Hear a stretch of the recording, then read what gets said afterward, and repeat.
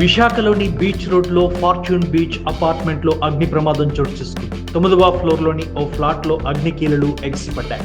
దీంతో భయాందోళనకు గురైన అపార్ట్మెంట్ వాసులు అగ్నిమాపక సిబ్బందికి సమాచారం అందించారు. హుటాహుటిన రంగంలోకి దిగిన ఫైర్ సిబ్బంది శరవేగంగా మంటలను అదుపులోకి తీసుకొచ్చారు. దీంతో పెను ప్రమాదం తప్పినట్లయింది. అయితే పూజా దీపం కర్టెన్ కు తగలడంతో ఈ ప్రమాదం చోటు చేసుకున్నట్లుగా ప్రాథమికంగా అంచనా వేస్తున్నారు. కాగా ఎవరికి ఎటువంటి గాయాలు ప్రాణ నష్టం జరగకపోవడంతో అంతా ఊపిరి పీల్చుకున్నారు.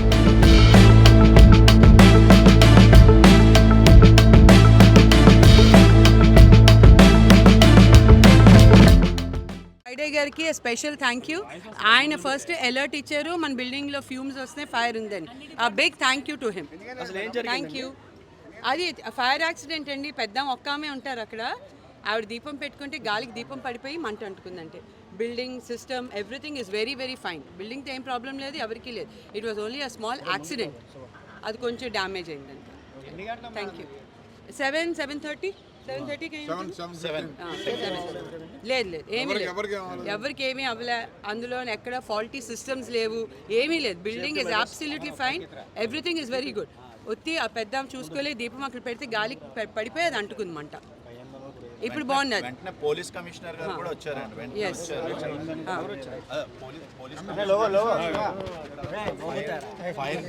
ఫైర్ డీజీ గారు వచ్చారు. అందరూని వచ్చి ఇమీడియట్గా యాక్షన్ తీసుకున్నారు.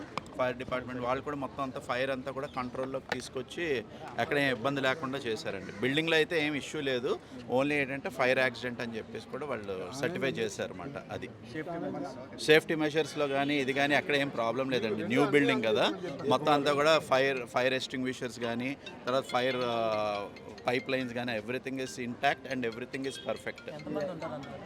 ఏదండి ఆ ఫ్లాట్లో ఒకలే ఉన్నారండి, పెద్ద ఆవిడ ఉన్నారు. మిగతా వాళ్ళు ఆటోమేటిక్గా ఈ 96 అపార్ట్మెంట్స్ ఆల్మోస్ట్ వాళ్ళు అందరూ కూడా ఎవ్రీవన్ ఆర్ సేఫ్. ఎవరికి ఎక్కడ ఎలాంటి ఇబ్బందికరంగానే ఏం లేదు. అది ఈరోజు ఉదయం విశాఖలో బీచ్ రోడ్లో ఉన్నటువంటి ఫార్చ్యూన్ బీచ్ అనే ఒక అపార్ట్మెంట్లో ఫైర్ జరిగిందండి. మాకు ఉదయం 7:15 ఫైర్ కాల్ రావడం జరిగింది. హుటాహుటిన మా ఫైర్ టెండరు అలానే మా యొక్క బ్రాంటో స్కైలిఫ్ట్ని మనం ఇక్కడికి టర్న్అవుట్ చేశాము. చూస్తే ఇక్కడ 9th ఫ్లోర్లో 905 ఫ్లాట్లో ఫైర్ జరిగింది. ఒక బెడ్రూమ్లో ఫైర్ స్టార్ట్ అయ్యి స్మోక్ అంతా కూడా మిగతా రూమ్స్ అన్నిటికి కూడా స్ప్రెడ్ అవడం జరిగింది. ఇమ్మీడియట్గా మా సిబ్బంది ఇక్కడికి వచ్చేసి, ఈ బిల్డింగ్ హై రైజ్ బిల్డింగ్ కాబట్టి వీళ్ళకి ఆల్రెడీ ఫైర్ ఫైటింగ్ ఎక్విప్మెంట్ అంతా కూడా ఉంది కాబట్టి దాంట్లో ఉన్నటువంటి ఒక హౌస్ రీల్ని బయటికి తీసి ఆ హౌస్ ద్వారా కూడా మా వాళ్ళు ఫైర్ ఫైటింగ్ చేసి కంట్రోల్ చేశారు. సో ఇక్కడ ఎక్విప్మెంట్ కండిషన్ బాగా మెయింటైన్ చేస్తున్నారు. That is a very good thing. అయితే ఈ ఫైర్ ఎందుకు జరిగింది ఏంటి అనేది మేము తర్వాత మా ఓనర్స్తో మాట్లాడితే, ఇది దీపం వల్ల జరిగిందని తెలిసింది. ఒక బెడ్రూమ్లో దీపం పెట్టడం వల్ల అది విండో ఓపెన్ చేయడం వల్ల గాలి వచ్చి ఆ ఫైర్ అనేది క్లాత్ మీద పడి అలా స్ప్రెడ్ అవటం జరిగిందనేది ప్రాథమికంగా తెలిసింది. ఇంకా మేము విచారం చేస్తున్నాము. అయితే ఈ ఫైర్ అనేది మిగతా అపార్ట్మెంట్స్కి స్ప్రెడ్ అవ్వకుండా ఆ రూమ్లోనే కంట్రోల్ చేస్తూ మిగతా రూమ్స్కి అంత డ్యామేజ్ కాకుండా మా సిబ్బంది కూడా అంతా కూడా బాగా వర్క్ చేశారు. దట్స్ ఆల్ అండి. ఆస్తి నష్టం మేము ఇంకా అంచనా వేయలేదండి. అది ఒక అపార్ట్మెంట్లో ఒక 2 రూమ్స్ డ్యామేజ్ అయినాయి కాబట్టి దాని వరకే కంట్రోల్గా ఉంటుంది. దేవుడికి పెట్టిందండి.